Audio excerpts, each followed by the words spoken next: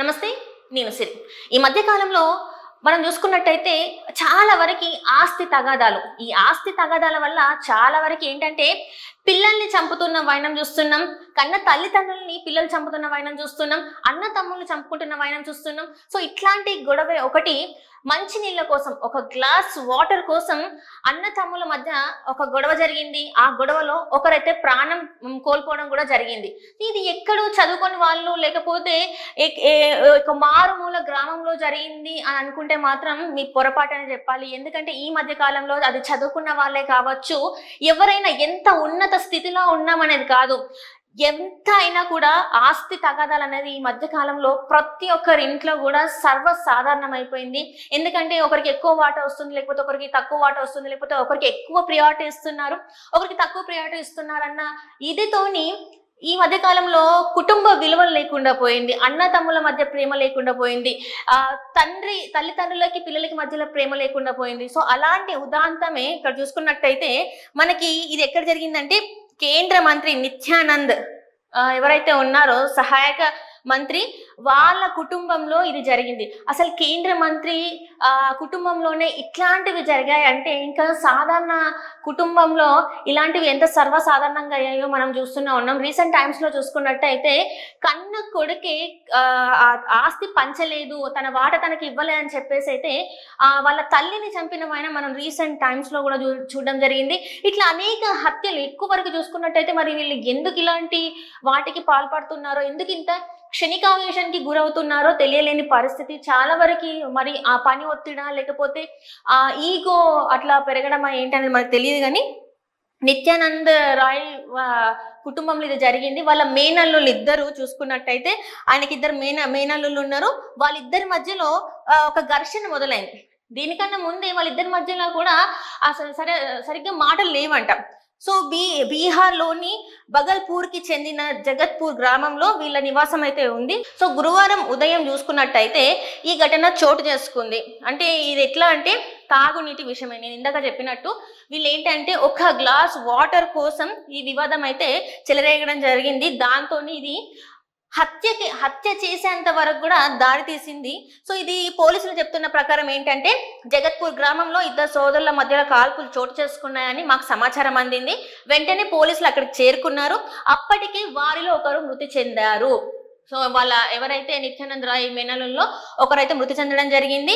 వారి గొడవను ఆపేందుకు మధ్యలో వెళ్ళిన వారి తల్లి కూడా వెళ్ళిందని తెలుస్తుంది.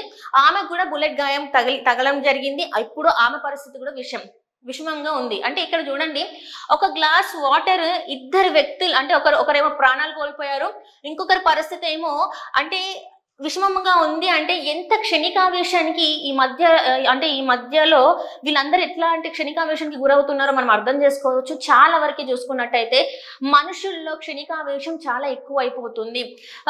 క్విక్ డెసిషన్స్ తీసుకోవడమే కావచ్చు, ఎప్పటికప్పుడు మనకి ప్రియారిటీ ఇవ్వట్లేదు అని కొంచెం కోపంలు పెంచుకోవడమే కావచ్చు, ఇట్లాంటివన్నీ జరుగుతున్న క్రమంలో ఇదే సేమ్ నిత్యానందరాయ్ గారి కుటుంబంలో వాళ్ళ మేనల మధ్యన ఇది ఆస్తి గొడవ అనాలో లేకపోతే ఈగో గొడవలు అనాలో మరి ఇంకేమనాలో మనకి అర్థం కాని పరిస్థితి. ఎందుకంటే వాళ్ళిద్దరు గొడవ పడుతున్న సమయంలో కూడా వాళ్ళ తల్లి వెళ్తే తనకు కూడా బుల్లెట్ గాయం తగిలిందంటే అర్థం చేసుకోవాలి ఇది ఎంత తారస్థాయిలో ఆ గొడవ అక్కడ జరిగింది అనేది. ఇక్కడ చూసుకున్నట్టయితే కేంద్ర మంత్రి నిత్యానంద్ రాయ్ బావ అయిన రఘునందన్ యాదవ్ కు ఇద్దరు కుమారులు.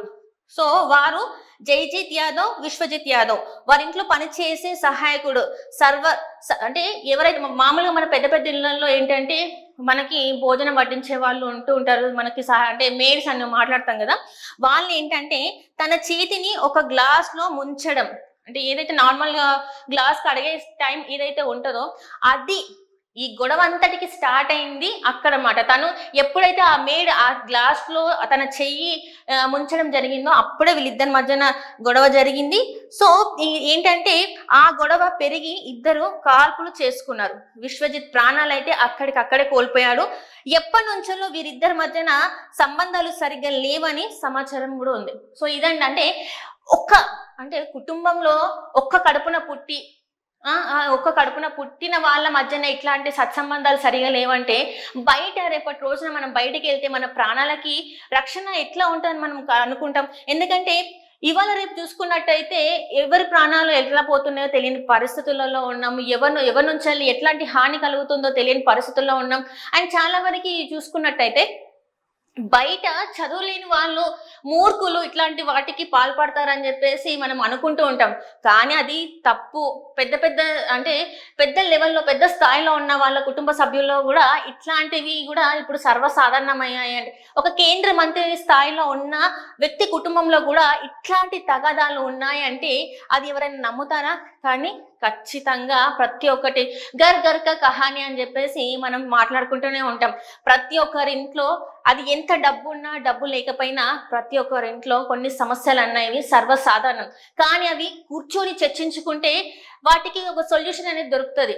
కానీ ఈ మధ్య కాలంలో చాలా వరకు ఇంట్లో ఇద్దరు పిల్లలు ఉంటే వాళ్ళకి ఆస్తి గొడవలే కావచ్చు, లేకపోతే ఇంకేదైనా కావచ్చు, ప్రాపర్టీ విషయంలో లేకపోతే బిజినెస్ విషయంలో ఇలాంటివన్నీ చాలా వరకు గొడవలు అయితే తలెత్తుతున్నాయి. సో అలా తలెత్తిన తరుణంలో ఏంటంటే ఇంట్లో ఉన్న పెద్దవాళ్ళు కొంత వాళ్ళకి సర్ది చెప్పినా కూడా ఎక్కడో ఒక ఈగో అనేది లోపల నుంచి వెళ్ళి పుట్టుకొస్తూ ఉంటుంది. సో ఆ పుట్టుకొచ్చిన తరుణంలో ఒకే ఇంట్లో ఉన్నా కూడా వాళ్ళు ఎదురెదురైనా కూడా మాట్లాడుకోలేని పరిస్థితులు. ఏదైనా కూడా అంటే కొన్ని సంవత్సరాలు కూడా మాట్లాడుకోకుండా ఒకే ఇంట్లో అంటే ఒకే రూఫ్ కింద ఉండడం కూడా జరుగుతుంది. అండ్ ఇప్పుడు చూసుకున్నట్టయితే ఎవరైతే ఈ నిత్యానంద రాయ్ గారి మేనల్లులు ఉన్నారో వాళ్ళకు కూడా కొన్ని ఇయర్స్ నుంచి అంటే వాళ్ళిద్దరి మధ్యన సత్సంబంధాలు లేవు, సరిగా మాట్లాడుకోరు. అది ఏ తగదైనా కూడా కూర్చొని మాట్లాడుకుంటే దానికి ఒక సొల్యూషన్ దొరుకుద్ది. సో ఇట్లా ఒకరి మీద ఒకరు కాల్పులు జరుపుకొని ఇప్పుడు ఏంటంటే ఆల్రెడీ విశ్వజిత్ చనిపోవడం జరిగింది. వాళ్ళ తల్లి ప్రాణాలు అయితే ఇప్పుడు ప్రాణాపాయ స్థితిలో అయితే ఉంది. సో ఇట్లా చాలా వరకు మన సొసైటీలో జరుగుతూనే ఉన్నాయి. సో ఈ ఆస్తి తగాదాలు అనేవి మాత్రం ఎప్పటికంటే ఇది ఇంకా కొనసాగుతూనే ఉంటాయి. ఇలాంటివన్నీ కొనసాగుతుందంటే చట్టంలో కూడా చాలా వరకు కఠిన శిక్షలు ఉండాలి. ఎందుకంటే ప్రాణం కోల్పోతే మళ్ళీ ఆ ప్రాణం అయితే తిరిగి వచ్చే అవకాశం అయితే ఉండదు. ఎప్పుడైనా కూడా లా అనేది కొంచెం స్ట్రిక్ట్ రూల్స్ తోని ఏమంటారు ఇలాంటివి చేస్తే ఇట్లాంటి కఠిన శిక్షలు ఉంటాయని చెప్పేసి లాలో ఉంటే మాత్రం బాగుంటది. ఎందుకంటే ఇప్పుడు తను ఏదైతే క్షణిక ఆవేశంలో తను కాల్పులు అయితే జరపడం జరిగింది, విశ్వజిత్ అయితే చనిపోవడం జరిగింది. ఇప్పుడు జైజిత్ పరిస్థితి ఏంటి?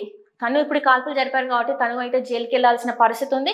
తనకు కూడా మరి శిక్షలు పడే అవకాశం ఉంది. మరి కేంద్ర మంత్రి వాళ్ళ మామయ్య కాబట్టి మరి ఏమైనా ఇన్ఫ్లుయెన్స్ తోని బయటకు వచ్చే అవకాశం ఉందా, లేకపోతే ఏం జరుగుతుంది ఏంటనేది కూడా మనకి కొద్ది రోజులలో తెలిసే పరిస్థితులు ఉన్నాయి. సో ఒక్క గ్లాస్ వాటర్ ఎలాంటి పరిస్థితిని తీసుకొచ్చిందో మనం చూస్తున్నాం. సో ఇలాంటివి మీ ఇంట్లో కూడా జరగకుండా కొంచెం జాగ్రత్తగా ఉండాలని చెప్పేసి కోరుకుంటున్నాను. Thank you.